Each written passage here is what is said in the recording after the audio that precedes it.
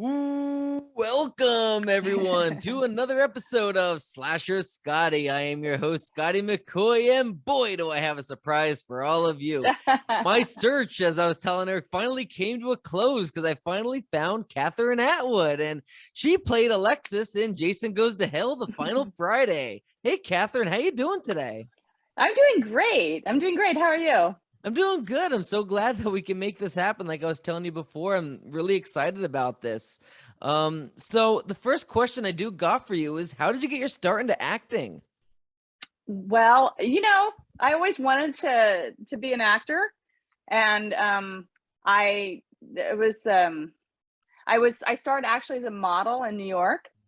I took time off. I was going to college, and I was doing the college tour on the East Coast. I grew up in Oklahoma in Tulsa. And I took a couple of days off of my college tour and I snuck into New York City and I went to Wilhelmina and to Ford, and they both offered contracts. And I was like, guess what? I'm not going to go to college. And my parents, were very old fashioned. My dad thought that modeling was about as close as you get to prostitution. and and I ended up talking to them, convincing them, and Karen Hilton, who was the head of the women's division, talked to them, and she was like, we're going to be her family and all that kind of stuff. And so I took a year off before college and modeled, and it was always my goal to get into acting. And so I started doing commercials. I ended up out in LA and doing commercials and TV and films and things like that. And that's how it sort of ended up.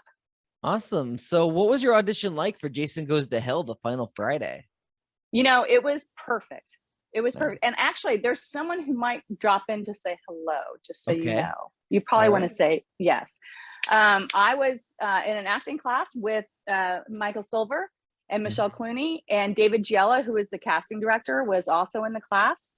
Okay. And he was casting those three roles, and he brought the three of us in, and we read, and I think I actually reminded, not Adam, I reminded I think I reminded people of Jane Modine. I don't know if you know who she is. Okay. But she was a few years older than me, and she had done Spring Break, I think, with Sean Cunningham. So he knew her, and I reminded someone of an ex-girlfriend that luckily they parted on good terms. And so it was, the rest was history. And Michael got cast, and Michelle, and we had it was just such a perfect experience in every way. Nice. So is it true that your role, and of course Michael's and Michelle's roles, were they added in for the campy feeling? They were. Yes. We were after the fact. Nice. So how was your death scene done? How was that filmed and prepped? Well, it was wonderful. The actor who played Jason was such a sweet man. And I remember he came up to me, and, he had the knife that he was going to kill me with, and it was rubber. And he was like, I just want to show you the knife is rubber and I can't hurt you with it. And, Nice. I thought it was very sweet that he made that effort to sort of reassure me and calm me. It was freezing. We were shooting out in the Santa Monica Mountains. Oh my God. I was so cold. I think the best acting I've ever done in my life was not to show that I was shaking and I was dead. It would have ruined everything. But Nice. but it was late at night. I would think the sun was coming up when I was being shot or filmed, I guess I should say, because I was stabbed. But the sun was coming up, and we had to get it before the sun came up, because, it was not that exciting to be dead and as the sun's coming up. It's the wrong message. Yep. But anyway, it was great, and it was great fun, and it was a long night. That's awesome. So what was the best part about filming Jason Goes to Hell the final Friday, and what was the worst? Well, the worst part was just being freezing. It was cold, and I just remember just trying to not blink and not shiver. The best part of it by far were the people. I mean, Adam was fantastic. I've never felt so supported and so I mean, it was just fun. We laughed and we there was no pressure. You know, I mean, I've been on other sets where there was a ton of pressure and, you know, don't screw up your lines and, you know, all this kind of stuff. And it was a joy. Every minute of it was a joy. Adam was hilarious. And of course I knew Michael and Michelle, and we shot it over a couple days. We did another day with a green screen when we were in the car. And I remember, oh my God, I'm blanking on his name. The lead guy. John DeLaMay. Thank you. Yes. He was so nice. And we were playing like when we were doing the little scene in the front seat, we were actually holding hands underneath the camera. And we were having a completely different dialogue with our hands than what we were saying. So we were getting the subtext, and it was just a lot of fun. It was just a really great experience. That's awesome. That's really cool. So speaking of Adam, he obviously was the director. It was his first full feature film. He was really young. It was, you know, his first film. So what was it like having not just him as a director, but what was it like having a young 20, early 20 something man as a director? You know, I mean, I don't know it's funny. I don't know if every 20 something would be like that. I could also see someone in that position feeling a lot of stress and a lot of tension and being impatient and feeling like they had a lot to prove. But Adam it was really collaborative. Nice. It was really again supportive and fun. Nice. You know, he was not, I think also, you know, we were also after the fact of the film. So I think the pressure was also, oh, will you let that person in, please? Oh, it's Adam Marcus. Nice surprise. You're muted, Adam. Hey, buddy. Hey, Adam. Yay. How you doing, buddy? I'm good. One of my favorite people in the world is you're interviewing today, so I had to come in and make a quick hello. Well, I was telling Kathryn before we started recording that I was looking everywhere for her, and I interviewed Michael B. Silver about a year or two ago, and I couldn't find Kathryn anywhere, and I kept searching Facebook, never found anything, and I finally came across a post that you posted about the documentary, you know, The Hearts of Darkness, and I was like, oh my God, this is awesome. I'm gonna reach out to her. And here we are. Kathryn is so incredibly special to me. Nice. She is truly one of the only human beings who could get me to go to Miami in August to sweat my balls off and then dance with Tony Curtis on a Spanish language television program, literally with no interpreters, and none of us spoke Spanish. Kathryn, myself, and Tony Curtis, we truly, for an hour, were looking at each other like, is this happening?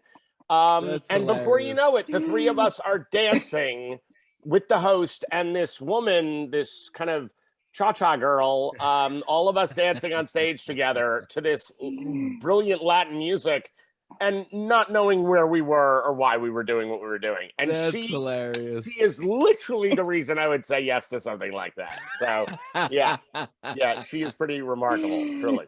That's so funny.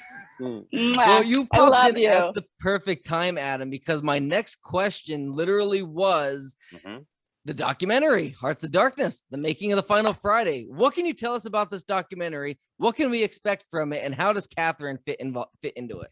Well, actually, funny enough, Kathryn was there I think the second day we shot interviews. She was one of the first people that we reached out to. Again, because of the experience we had together. We were so close. And again, you were with your husband at that point, Kathryn? Yeah. So she was already with her husband. I was with my wife. The two of us were so close and so affectionate with one another that the host of this show kept thinking we were together. Nice. And kept trying to like get saucy romantic news from the set. And I'm like, no, we're just really good friends. Like, this is just, we just love each other. It's totally platonic and we're awesome. Here's the thing. The addition of the campers into the movie, into Jason Goes to Hell was, was something that the audience asked for after we did the first preview screenings of the movie. And they wanted some teenagers, smoking weed, having sex, and getting murdered.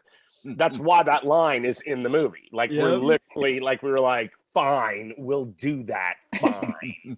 So here's the thing. I met with David Giella, who was our associate casting director on the film, and ended up really being one of the two casting directors.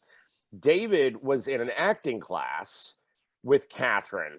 And that's how we discovered her. That's how we found out about Kathryn. And so we, like the minute I met her, I was like, done, like sold. She's the one. She's amazing. So it was one of the quickest castings I had on the film. The other thing is there's all kinds of controversy surrounding their scenes because Sean Cunningham lied and said he shot those scenes. Yep. And nothing could be further from the truth. Now, by the way, when we interviewed, Michelle, who, by the way, it's the first interview she's ever done about the film. Okay. She had never seen the uncut version of the movie. Okay. She'd never seen her actual death, which is like, the greatest death in the whole franchise. Yeah. Michael and Kathryn, the three of them, when we interviewed them, we never said anything about Sean saying that he had shot those scenes. We never talked about that. And everybody was asked the same question. So what was it like having Sean on set? Like, do you remember your experience Sean on set? And all of them came up blank because Sean wasn't on set. Wow. Yeah. So, their contribution to this story is not just that we made a movie together, which all of that stuff is amazing. Like the stories of just working together and how close we were and how great it was. And again, we only shot for a couple days, and it was that we built that kind of closeness. Yeah. But it's that they actually help to build the case that a lot of the stuff that Sean promoted over the last 30 years now, has been truly, fabrications. Yeah. So their portion of the movie and Kathryn's portion of the movie is really essential to a lot of the storytelling that goes on in the doc. Yeah. So, and by the way, look, come on. This is the first time I've actually heard that he was saying that he was there. I mean, you were the guy, Yeah. I'm pretty sure Adam even told that story when I interviewed him, 5 years ago or so, because you were my third ever interview back in like 2016, 2017. Wow. Yeah. And you were my third ever interview. And obviously the podcast came a long way because my audio at the time sucked. By the way, I got to tell you, Stephen Culp, who we are interviewing for the documentary, is one of the last people that we have him and one other person, then we're done, we're wrapped. But Stephen is meeting with me at the end of the month to do this. And he had mentioned that he had spoken to you for a very lengthy period of time. And I got to tell you, he had nothing but the most lovely things to say about you. Thank you. Yeah, he really did. And by the way, when Kathryn called me to vet you and go like, this guy, is he okay? I was like, yeah, he's terrific. And I got to tell you, you're not the first time that you vouched for somebody. You did the same for Rusty Schwimmer. She reached out to you and said, hey, the Scotty McCoy character messaged me. Is he on the up and up, or is he one of those like loony bin? You almost said that the way she would say it too. That's pretty funny. Like, you don't have the Chicago accent going on, but it's pretty close. Hey, is this guy a bozo or what? And she said you had nothing. You're like, do the interview. You will regret it if you don't do the interview. Yeah, it's true. It's true. Anyway, I have to run. I can only stop in for a moment. No problem. Kathryn, I adore you. And I can't wait for you to tell Scotty like what's going on in your life right now, because it's so insanely exciting and amazing. And I'm so proud of you. Like, seriously, thank so proud of you. And I appreciate it, Adam, for stopping in. And dude, of course. Definitely keep in touch. Let's set up another interview, an updated interview with good audio. Absolutely. Once we get closer to the documentary being released. Absolutely. Which is going to be next year for the 30th anniversary. Perfect. Yep. Thank you, Adam. Have a good day. Thank you. So happy. Thank you so much. Love you guys. Bye. Bye, Adam. Love you too. Awesome. That was a great surprise. I didn't expect that. So that's exciting. And also, I do have the free Zoom. So if we go out at the, we'll try to end it up before, because it'll give me a 10-minute timer down. So I see. Okay. If it didn't come up yet. So I think we're in the clear. It usually starts the timer when there's 3 or more people in the room. And when Adam started, that's when the timer started. So, but we should be done before then. But before we get into what's going on in your life right now, because that is my last question, actually, I wanted to ask: were there any scenes that you filmed that were cut from the script or left on the editing table? I don't think so. I think it was all in there. I mean, it was, it was the car scene and the scene outside the tent, which was sort of ad lib, I think, and then my sad death. My mom was like, "Did you have to pee so loudly?" I was like, Yep.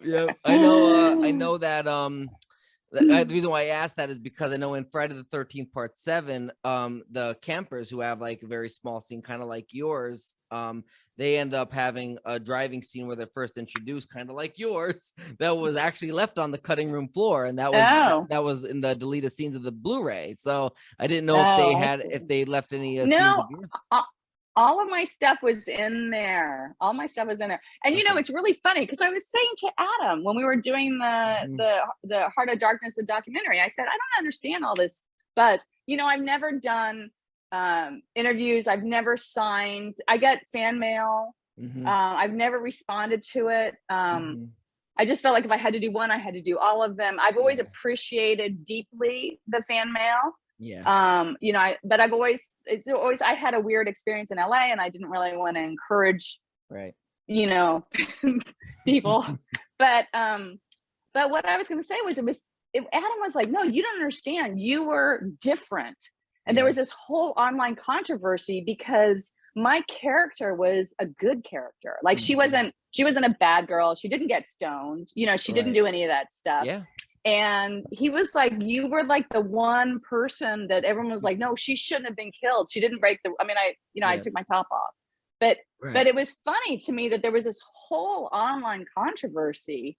And I remember doing like down the rabbit hole, like years ago going, really? That's who knew, but anyway, so it was interesting. Absolutely.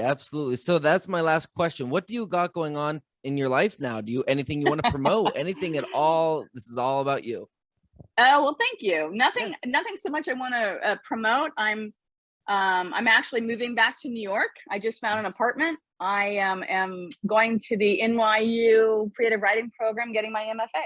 Nice. That's awesome. So awesome. So I'm very excited about that. Thank you. Of course. That is very exciting. And I know you're going to be in the Hearts of Darkness, the Making of the Final Friday documentary. So as Adam mentioned, that documentary will be coming out next year in time for the anniversary of, I can't wait to see it. Yeah, that's going to be, I can't wait to see it either. I didn't get to contribute to the Indiegogo because I didn't know about it, because I was kind of new about the indie scene at the time of when they first started that. So I didn't get it. By the time I knew about it, the campaign was already over. Or I definitely would have donated, because Adam is a dear friend of mine, as you know now. Yeah, he's wonderful. He's he's the reason why you do projects, why you remember projects, why you have I have such a warmth in my heart and in my life for that whole experience. And Adam was a large part of the reason. Absolutely. Yeah, Adam has been a very good dear friend of mine, and I've known him for years now, and he's just such a nice guy, and I definitely look forward to interviewing him again, and maybe he can also put me in touch with Michelle, because she's the only one from your group that I haven't interviewed. So that'll be really exciting as well. But I really thank you, Kathryn, for making the time to join me today. Well, it's been my pleasure. Thank you so much. It was really not a problem. You have a great rest of your day. Thank you. You too. Bye. Okay. Bye.